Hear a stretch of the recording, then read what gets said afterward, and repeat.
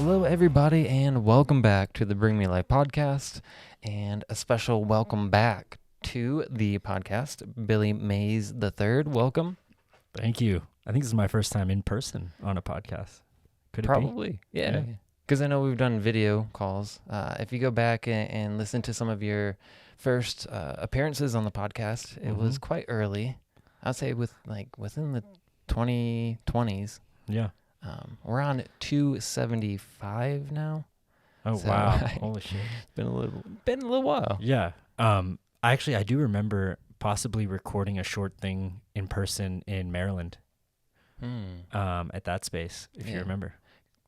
Slightly. Or it might have just been a radio kind of thing. You didn't really post it Might have been everywhere. at, I don't our know. house or something. No, at that little studio. Oh, the Mountain Shine. Yeah. Wow. Yeah. Yeah, this is like a different iteration of totally. Mountain Shine, which is crazy. Full circle. It's good to be here. Yeah, welcome back. So I kind of wanted to, Shannon is away this weekend, but it's exciting to have you here, and it's funny because I've actually known you longer than Shannon. Yeah. We met at the first 3DL in 2012. Yeah. 3 Days of Light. Yeah. One.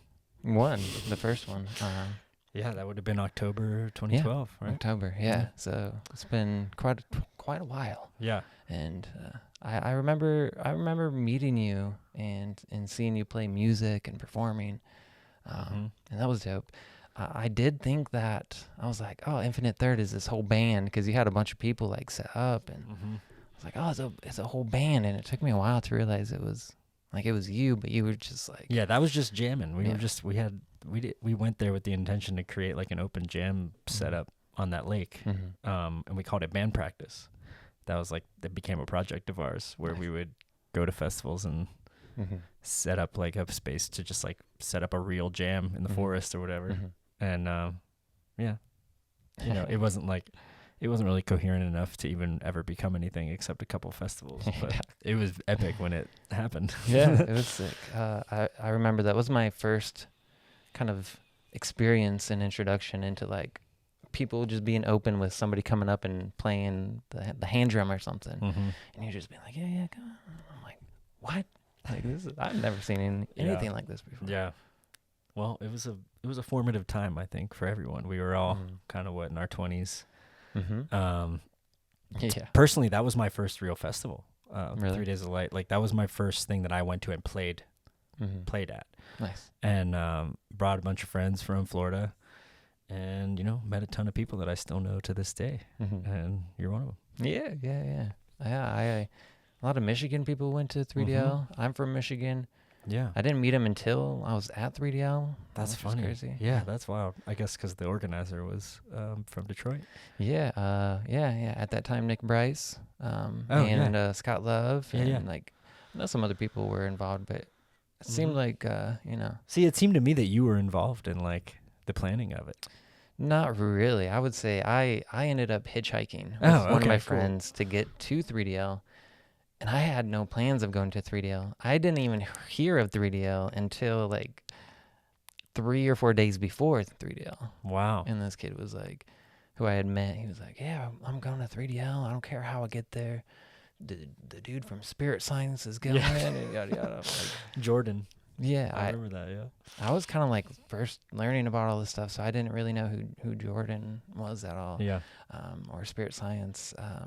But I was just feeling really drawn to go on this epic adventure, and it felt right, so we went, and it was crazy. That was a badass weekend. It really was. It was something special.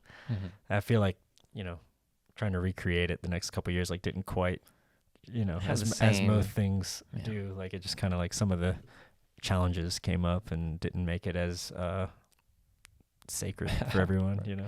Right. I mean, we're all human. It's I hard know. It's hard to. I know. Yeah. I mean, I ended up playing the next 3 after that. So I mean, I was pretty into it. Yeah. Just that first one was something else. That's the only reason I'm here right now in this town. Not because I know you specifically, because I met Lori and Robert in Option 22. They were jamming with us, and the next year they invited me to Culture Fest, and I've never not played a Culture Fest since then. So 2013 till present, I've played Culture Fest every year. Yeah, good. Well, some good stuff that, you know, I think a lot of people appreciate and goes well in the chapel. And, you know, I know you had an event last night that was really, really cool to witness. And, Yeah. Yeah, so like I didn't even meet Option 22. I didn't meet them at the 3DL. Really? The first one. I think I met him at the third one when I was with Shannon. When Shannon came for the first one. Her first one. Yeah. But it's wild to like. Yeah, the third one was, that was at a different space. That was when Zach came. Zach and What Army? Yeah. Yeah. And I still keep in touch with him. Yeah. We spoke recently. So many cool, creative people. Funny, yeah. Awesome. So like, could you explain maybe what is Infinite Third? Because when I first saw you, I thought like you were a whole band, but for anybody listening, you know, maybe they've seen you or heard your music, but like, what is it to you? It's a one-man band. Let's put it that way. It's all based around live looping, so I'm kind of getting in my zone, and I can sort of sequentially build, collaborate with like parts of myself, rhythm and melody, and just really, I try to just channel it all, improvisation, you know, and for the most part, it's setting up like an electronic altar and then seeing what happens, because I've decided to always improvise, and that allows new things to happen every time. But that itself is a bit of it's like the thing about my music is I do record music and I release songs and stuff, but the live thing is so its own world that I sort of envy musicians that just like can play songs and don't have to, it's not, they can kind of push through. Like if you're in a bad mood, you can just play your song and it kind of brings you back. I have to kind of like get myself in the right space, and a lot of times I'm not feeling great before I play, but it's allowing myself to drop in and have the cathartic release that allows everybody to have the cathartic release. So it's kind of tied to my willingness to be vulnerable in that moment. So for me, it's a spiritual practice. I mean, I don't feel weird saying that. That's genuinely what it is. It's like, it's beyond meditation. Like it's like it's like a martial art to me. I'm using just my own developed intuitive tools to access a certain energy, like the life force energy, I guess. And that's it. It's very special to me. Yeah, I know. It kind of out of a lot of your experiences, your musical journeys that you do for people, a lot of them will lie down or close your eyes or kind of meditate. And was that something that you did by design, or is it just kind of like naturally something that just happened? Yeah, I don't know. I think it naturally happened. A lot of my early sets happened to be in St. Pete, Florida, and tied around a certain DIY venue called the Venture Compound, which was known for like noise, harsh noise, like industrial kind of stuff. And it was all very like experimental music, avant-garde, like performance art. And so I would play these noise fests, and a lot of people were on the floor for those, and like when they play and they're circuit bending and stuff. But I would end up being like a more melodic thing at this, but I was heavily influenced by the noise aspect of it. So I consider myself a noise musician, honestly, even though now it's very musical. It's still the same approach, and I'm still experimenting, and I'm still trying to push the boundary all the time sonically. So I'm not sure how it became, like, I didn't set out to be like an ambient musician or anything. It's like there's atmosphere that runs through the whole thing. It's all about kind of making it like a space and making it a seamless thing. And then over time, instead of just being drone, ambient, meditative, it also became heavy and even some dancey sometimes, like whatever it is. And I just figured out that I need to incorporate anything that I'm drawn to, and it all has to go together, because that's how we are. We all have various things we're into, various parts of our personality, and you know, you have to kind of like listen to them all in a way, and at least honor them. You know. Yeah. So I totally agree. A lot coming in. You gotta make it all fit. I've been working on my branding a lot, so I've been learning how everything I do is kind of like tying together. Yeah. You have a like kind of like in front of you. You normally are on the ground, like always, maybe, right? You're just always on the ground. I'm always on the ground. I sleep on the ground. Do you? On like a mattress pad. Yeah. Yeah. Like really grounded. I guess. Maybe it's because I'm in need of grounding so much. Well, we all find it in our own ways. In front of you, you always have like all these devices, a looper, instruments, and all that kind of stuff. Have you always had those things, or have you one by one maybe incorporated? Yeah, one by one. I mean, this is the most sophisticated it's been, but a lot of the stuff that I have, I've had the whole time. So like, you know, the gear for me tells a story in a way. It's stuff that I've come across.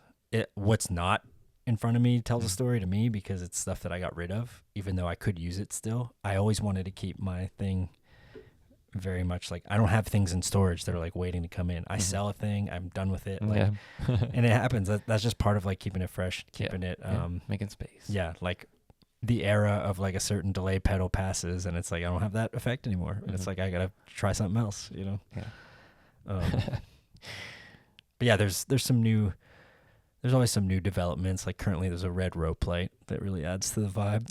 And that you, like, like, you know, that put red. in front of you. Yeah. The red became kind of like maybe a grounding, yet stimulating kind of color. Yeah. And all my branding's red now, so it kind of matches. You saw the signs and stuff. So yeah, I'm constantly like you, like thinking about how everything ties together and what I'm trying to express through everything. Yeah. Well, you were playing, you have a show tonight, actually, that you're playing.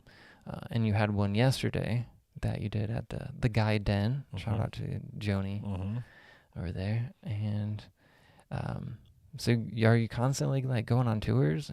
No. I mean, I'm not. Oh, hang on one sec. Who is that? Who would be pounding like that? All right, so we had to take a break there for a second. That was a little intense there. We were ironically talking about how calming and like meditative and your music was. Yeah, I'll be the first to admit, we are human and we make mistakes sometimes. I'll take that one for the team, and I appreciate you sticking through all of that. What are some ways that like you find peace in maybe really intense moments, either playing music or just in general? I mean, I have trouble with it. It's lately, I don't know. Music wise, I will find that like I almost forget from time to time that my sets are a very therapeutic thing for me. Like sometimes I'm almost like in a bad place and I'm dreading it. Like, oh, I'm not going to be able to do it because whatever. But then I forget until I get in there and I'm like, oh, this is exactly what I need right now to like get the energy moving. Like there's resistance you have to get. Yeah. And the problem is though, like my setup is kind of involved, so I can't just like set it up at any time and play. So it's like, that's a pretty specific thing, but it's a pretty well, like, it's probably the best activity I have that engages all systems in my body that helps me release stress and tension. Is there any time that you had to set up all of your gear while people just sat there and watched you? And we're just waiting. I'm sure there has. I mean, whatever. That's part of the show too. Actually, one of my sets, there was a brief period for about a year where I played songs from one of my albums in 2017, from my Channels album. And the very last 5 minutes of it was like this ambient piece that I didn't have to do much for. I would just kind of play it and like do little things here and there to it, but it would just play. But part of the show became that I would start packing up everything that I'd start like they'd all be looking at me still, and I'd be unplugging the things that I could unplug, and I'd be rolling up cables, and then like right at the end it would get to some like 30 seconds of like binaural beats, and I would just sit there and like come back to the center for a minute and like end it, and then that would be the end of the show. Yeah. It's like maximizing your time. Yeah. It's efficient. But it's funny in itself that like, I don't know. You're kind of right though, like to bring that up. It's like with mine, it's kind of like where does the show end and in real life begin, and vice versa. Like, I'm not the type of person that like feels comfortable talking a lot during my sets or around them, and especially at the beginning, because I haven't really dropped in yet. So a lot of times you'll hear like ambient music that I'm playing, and no one's really understanding that I'm sort of starting, but like I kind of just let it fill the room. And this is if I'm on a stage or anything. And then, you know, as it gets a little louder, a little bit more involved, people start to turn. But like, you know, if you listen to a recording of the live set, like it's cool to me to have people like talking for a brief time up until their attention gets taken. And it's like, that's part of the set too, is they're talking and everybody's kind of. It's like a very calming vibe. Yeah. It can be. That's why it doesn't really work at like bars and stuff too much. I've done it a lot, but it's just people could be rowdy, or it's just nobody's there to like self-reflect, and you know. Oh, definitely not. So it's a little hard to do that. Yeah. Where's the weirdest place you've ever played? Oh man. Like physically or like vibes or yeah, physically, and then whatever. Man, definitely like the. I don't know. I've played a lot of weird places. I've played a lot of barns and. Okay, one time I was in Richmond, and I played on top of this giant fake rock in a brewery, and I was live scoring a silent film, so I was like, nice. That's so awesome. I wasn't like the center of attention, but it was a pretty cool place to be set up. I've played. I mean, one of my favorite places to play is the chapel at Culture Fest. That's awesome. That's like, yeah. Have you seen the deck yet? Yeah. The new deck. Yeah. It was there last year, I guess, too. It was, yeah. It's nice. Got that. Yeah. I played at some churches, some like Christian churches, even though, you know, how'd that go some over? Christians might find my music evil or something like that. It was great. Yeah. I mean, I don't care. I feel like I'm like what would be the word? Omnipotent? Omnitheist. Like all religions are true. Yeah. And thus they're all at war to see who's right. Well, that's a cool place to play. Yeah. What about like you were saying vibes? Does that mean like online too, or? No, I just meant like, for instance, like the chapel. Yeah. You've heard the story of the first year I played there, and it was kind of introducing my music to this region of the world, and a sort of exorcism took place during my set with the drummer of a band called A Ghost Like Me. He came on stage to jam with me, but he had indulged in some mushrooms beforehand, and so he came up and he was ready. We had talked about it, and then I started playing, and he never played. He just like sat there, and he was just like in shock, and then he kind of fell over, and then he ended up like on his hands and knees, like transforming into like an animal or something. What? And it was almost like very concerning, and I kept playing. I was just like, I saw that people were tending to him, and there's a full room of people, like the fullest I've ever even seen, like to this day, because it was like the first time I was there. And of course, and then what tied it all together was that he kind of like sat up, he was drinking some water, and then I kind of like faded my little thing out, and then I kind of just like, hey man, you want to like tell us what happened, or you want to talk about it? And he's like, sure. And he like shared his story about how like his tattoos were like becoming alive, and it was like his demons were leaving, and he was just like having to contort into like a, you know, animalistic positions to like get the energy to move. And people were just kind of in shock, but I figured it would have been more in shock if we'd been like panicky and stopped the whole thing. And then afterwards, a notorious person from the area who I won't name,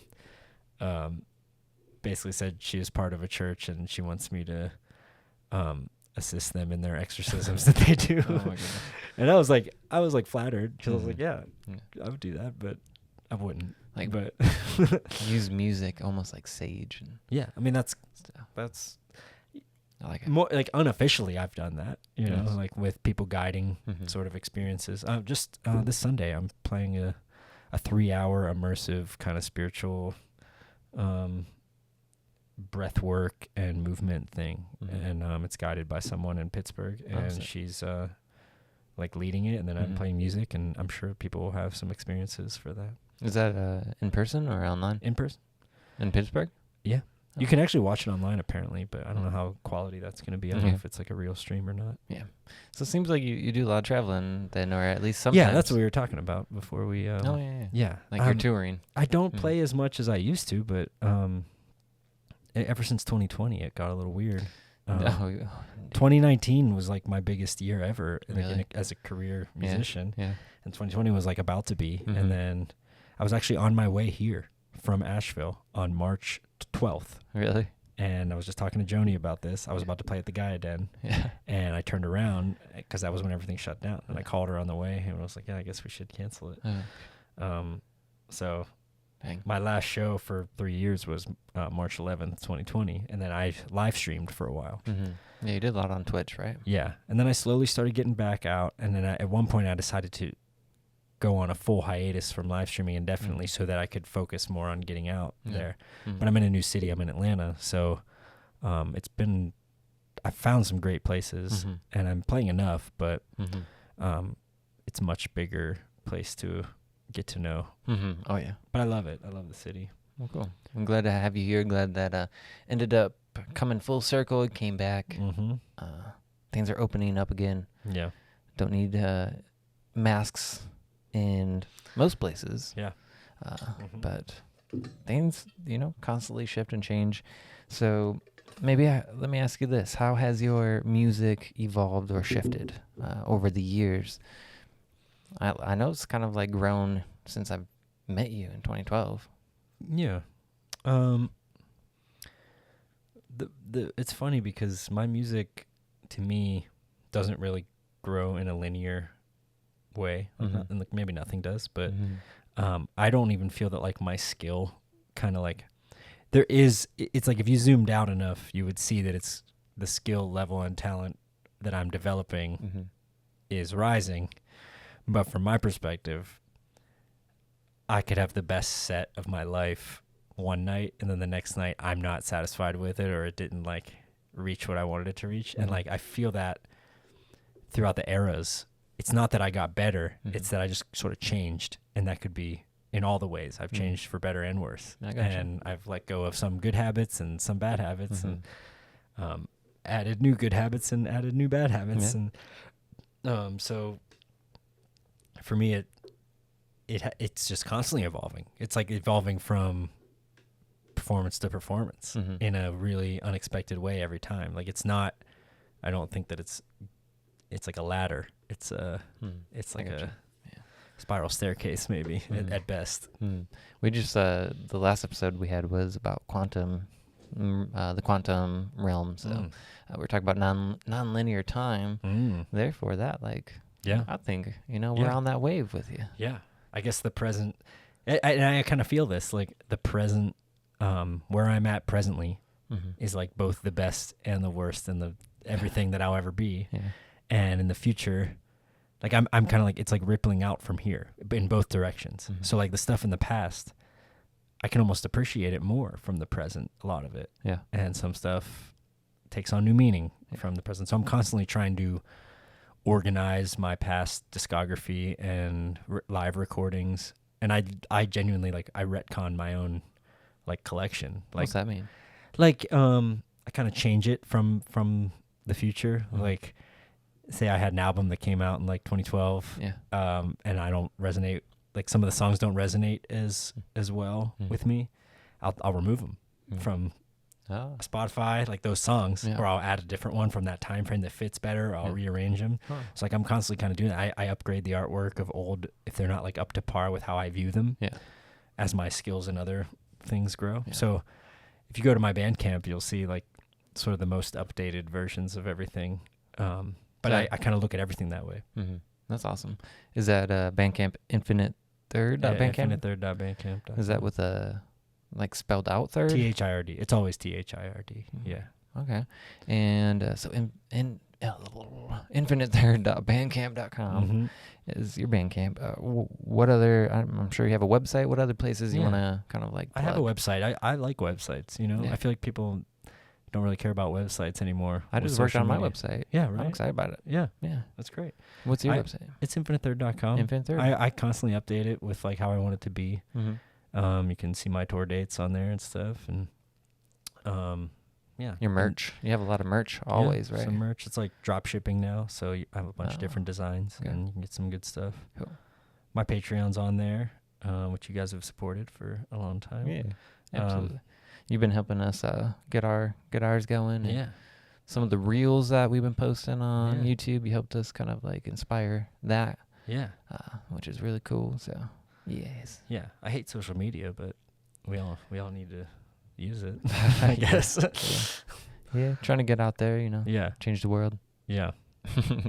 That's why I like websites, though. It's like outside of that Right, world, right, No one yes. goes to it, but people who do, they get my try. little home, Mhm. Yeah. Well, like, that's the old school way of doing it, going to Mhm. people's websites. Mhm. I feel like they're going to make a comeback, I think like so. the Backstreet Boys. Mm-hmm. Heck yeah. Hell yeah. So is there anything else that maybe you wanted to share we haven't gotten to? Any more plugs? Plugs? No. I mean, my main thing is I'm trying to just like keep a steady I focus a lot on my Patreon. And that's also has to do with what I'm talking about. It's like outside of social media. So it's people who are invested in me in some way. Mm-hmm. So the lowest tier is $3.33, which is like what I prefer because that's doable, Mhm. And then people can just forget about it and pay the $3.33, but they get access to. I post a new piece of music every week. Sometimes it's a live recording. Like probably in about 3 weeks, the recording from last night will become the Wednesday post, and I'll like mix it and make it sound good.